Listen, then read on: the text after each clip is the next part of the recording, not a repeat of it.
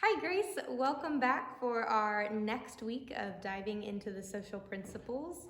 We are focusing today on the social community, and if you read through, it's definitely one of our longer sections, and there are a lot of topics in there that for lack of a better word, are a little more controversial. And so we are hopeful that with some grounding in scripture and conversation with one another, we might be able to tackle some of these tough subjects and figure out what God might be calling us to. So just to ground us and start us off, we wanted to lift up a very common passage to many of us in scripture, and it is from Paul's letter to the church in Corinth. So we are reading from 1 Corinthians 12, which talks about how there are many members in one body, and we see that as a really beautiful analogy for us as the church, that there are many individual members that make up a church, and even beyond that, there are many churches and contexts that make up our global church in nature. So hear these words from Paul's letter to Corinth. For just as the body is one and has many members, and all the members of the body, though many, are one body, so it is with Christ. For in the one Spirit we were all baptized into one body, Jews or Greeks, slaves or free, and we were all made to drink of one Spirit. Indeed, the body does not consist of one member, but of many. If the foot would say, "Because I am not a hand, I do not belong to that body," that would not make it any less a part of the body. And if the ear would say, "Because I am not an eye, I do not belong to the body," that would not make it any less a part of the body. If the whole body were an eye, where would the hearing be? If the whole body were hearing, where would the sense of smell be? But as it is, God arranged the members in the body, each one of them as God chose. If all were a single member, where would the body be? As it is, there are many members, yet one body.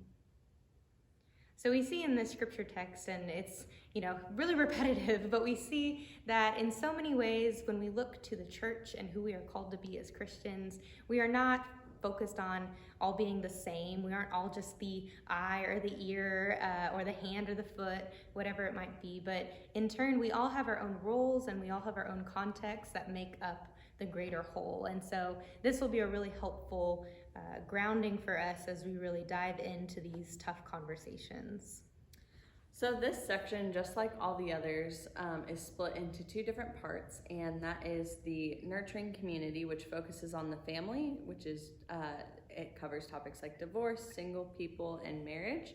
And then another topic is other social issues, which covers different things like medical experimentation and research, pornography, substance abuse and addiction, and gambling, which those have changed dramatically over time. Another thing that this section reminds us of is that we are a global church, and this is definitely reflected in this section. Things like child marriage or polygamy are not always things that we think about in the US as issues, but for our brothers and sisters in places like Africa, this is more of a reality for them. So that's why these topics get covered in this section. And another thing to remind us all about the social principles is that these are not designed to be church law. So you'll see as you skim through this section, there is a subject titled Human Sexuality. And we are actually not going to be assigning a breakout room to this particular subject. One, because it's just a really hot button issue for our church now, and so we want to address it as such. And in so many ways, our church has done an injustice to not only the LGBTQ community, but to the purpose of the social principles, which again is not church law.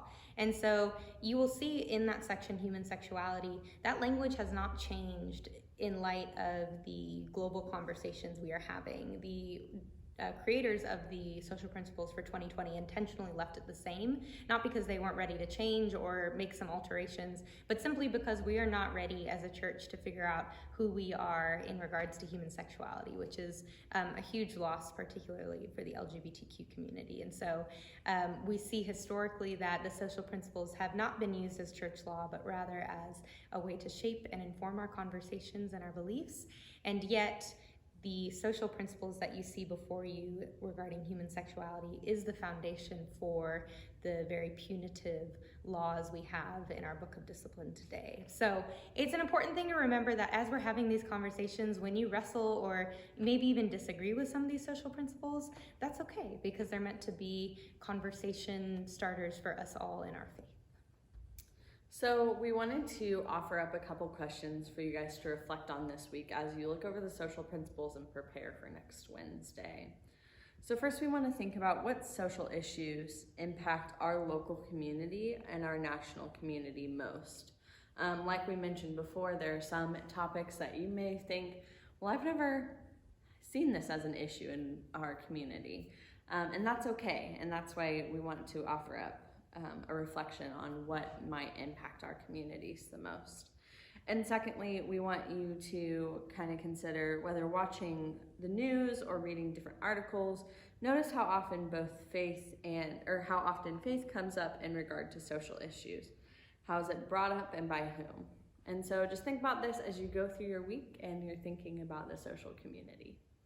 So that's all we have, and we're looking forward to diving into our next section, and we'll see you soon.